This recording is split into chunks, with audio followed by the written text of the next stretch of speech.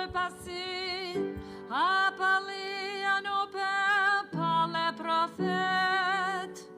À la fin, en ces jours où nous sommes, il nous a parlé par son Fils. Alléluia, Alléluia, la paix de Dieu pour les nations. Alléluia, Alléluia, la paix de Dieu dans nos maisons. Le Seigneur soit avec vous. Avec votre esprit. Évangile de Jésus-Christ selon saint Luc. En ce temps-là, les bergers se hâtèrent d'aller à Bethléem et ils découvrirent Marie et Joseph avec le nouveau-né couché dans la mangeoire. Après l'avoir vu, ils racontèrent ce qui leur avait été annoncé au sujet de cet enfant. Et tous ceux qui entendirent s'étonnaient de ce que leur racontaient les bergers. Marie, cependant, retenait tous ces événements et les méditait dans son cœur. Les bergers repartirent, ils glorifiaient et louaient Dieu pour tout ce qu'ils avaient entendu et vu, selon ce qui leur avait été annoncé. Quand fut arrivé le 8e jour, celui de la circoncision, l'enfant reçut le nom de Jésus, le nom que l'ange lui avait donné avant sa conception. Acclamons la parole de Dieu. Louange à Jésus. Alléluia, Alléluia, la paix de Dieu pour les nations. Alléluia, Alléluia, la paix de Dieu dans nos maisons.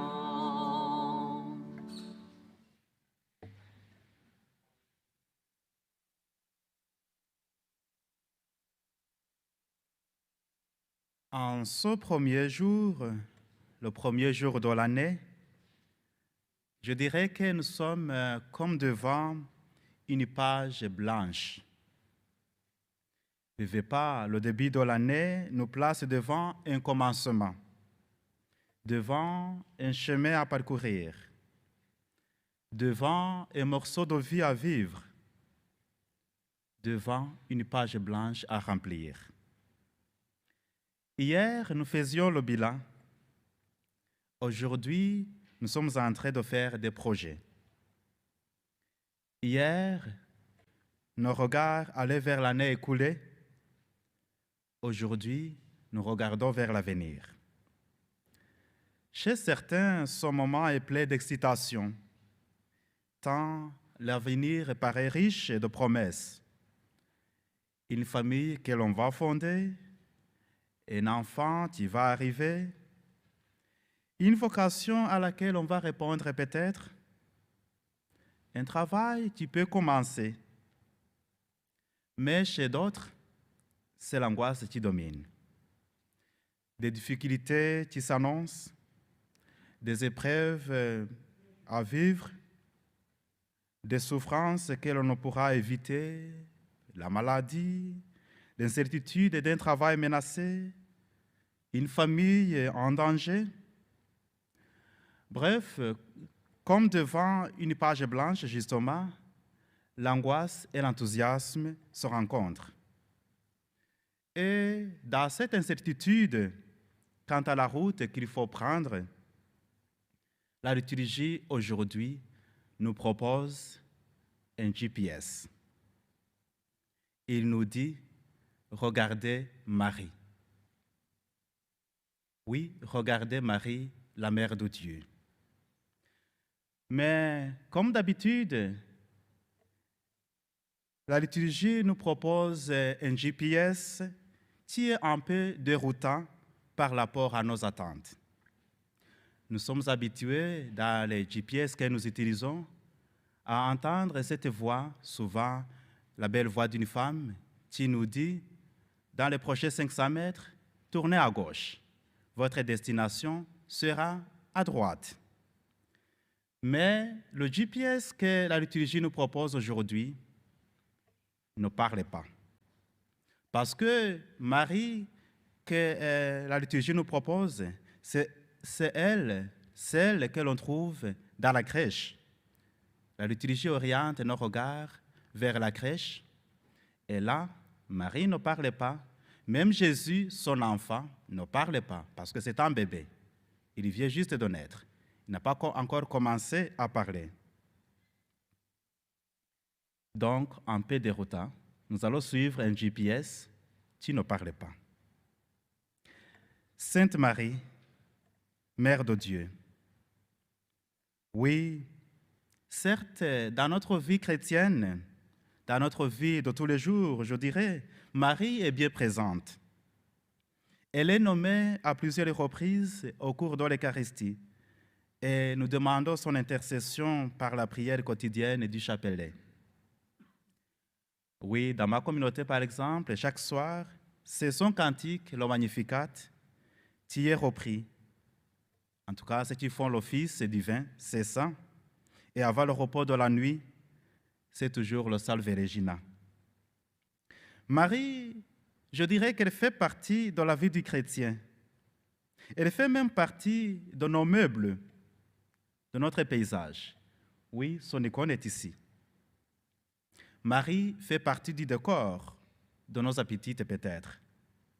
Mais rien n'est plus terrible que la force de l'habitude et de la routine, surtout quand celles-ci viennent, comme la poussière, recouvrir les plus bons objets, les plus bons souvenirs, et qu'elles nous empêchent finalement de bien les voir, de les regarder dans leur beauté première. Est-ce que, comme on commence l'année, avons-nous cette capacité de voir du neuf dans cette Vierge Marie qui nous est plutôt familière? Pouvons-nous encore voir du neuf? Oui, la capacité de voir du neuf est bien une des choses les plus difficiles pour l'être humain. Tellement toutes les choses convenues, habituelles, remplissent le cadre de nos projections, de nos regards sur la vie, sur les choses et sur les événements. Mais l'évangile d'aujourd'hui, si vous le voulez, nous propose de regarder Marie, mais avec quelque chose de nouveau. Cette mère de Dieu, de qui il est dit une seule phrase, elle gardait avec soin toutes ces choses, les méditant en son cœur. Marie, mère de Dieu, garde, elle ne parlait pas comme je le disais. L'Évangile ne rapporte pas même une seule de ces paroles dans tout le récit de Noël. Jusqu'à date, on n'a pas encore entendu Marie parler. Et en cela, Marie est unie à son fils Jésus.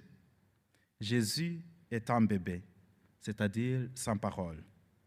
Lui, le Verbe, la parole de Dieu, qui, à bien de reprises et de bien de manières dans le passé, a parlé, maintenant, à la plénitude des temps, c'est comme s'il est muet. Sa majesté est sans parole. Son mystère d'amour se révèle plutôt dans la petitesse, dans le silence. Cette petitesse silencieuse est le langage de sa royauté.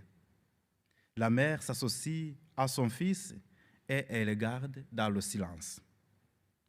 Quel paradoxe! Mère de Dieu, c'est le titre le plus important de la Vierge Marie.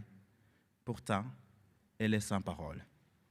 Et Jésus, la parole incarnée, est plutôt muet. Peut-être, mes frères, mes sœurs, en cette nouvelle année, nous aussi, nous avons besoin d'écouter le silence. Il me semble que le silence, c'est le langage préféré de Dieu. Écouter le silence.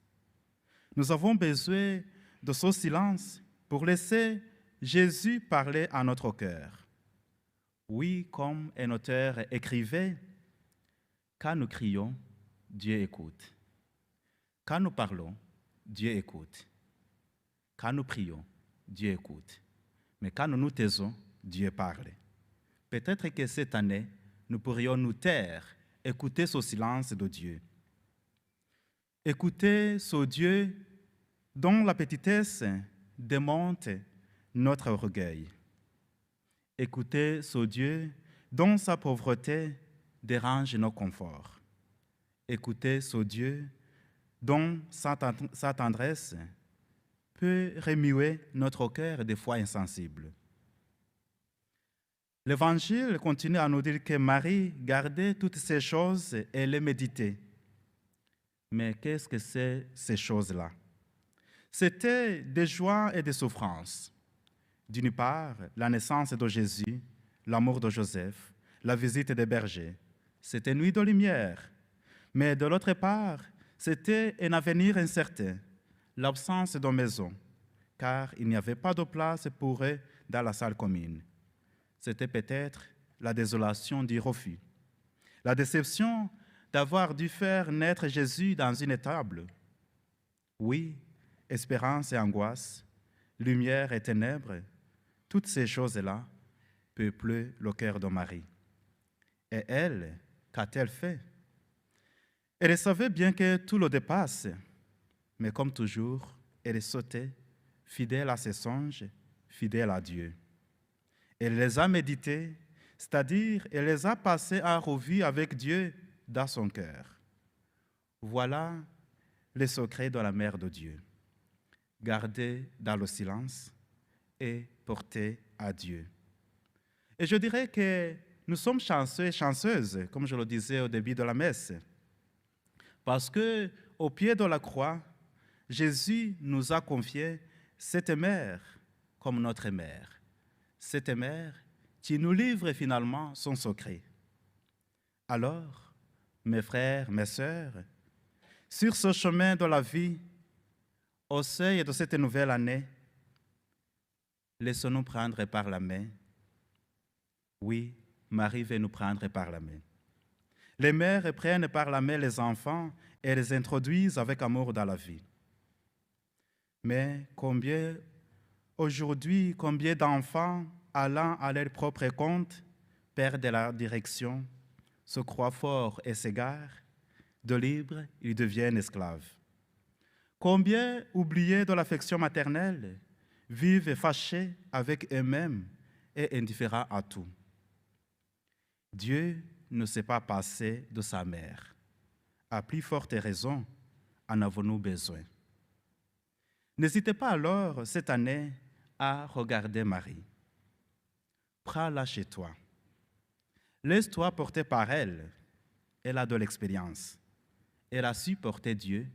Elle saura comment te porter aussi. Accrochés à elle, nous passerons les virages les plus difficiles de l'histoire et de notre vie. Par sa main, laissons-nous mener à redécouvrir les liens qui nous unissent. Rassemblons-nous tous et toutes sous son manteau, dans la tendresse et de l'amour vrai, où se reconstitue la famille humaine. Sous la protection de la Sainte Mère de Dieu et notre Mère, cherchons refuge. Peut-être nous allons trébucher parfois. Nous pourrons peut-être se tromper de route, surtout que le GPS, quand on va suivre, c'est un GPS qui parle, mais parle le silence. Oui, mais si nous suivons ce GPS, jamais nous ne serons totalement perdus. Au bout du chemin, il y a le Christ. Au bout du chemin, il y a la vie. Et il est déjà là dans ses visages croisés. Il rayonne si fort à Marie qui marche à nos côtés. En cette année, regardons Marie. C'est la Mère de Dieu. C'est notre Mère. Amen.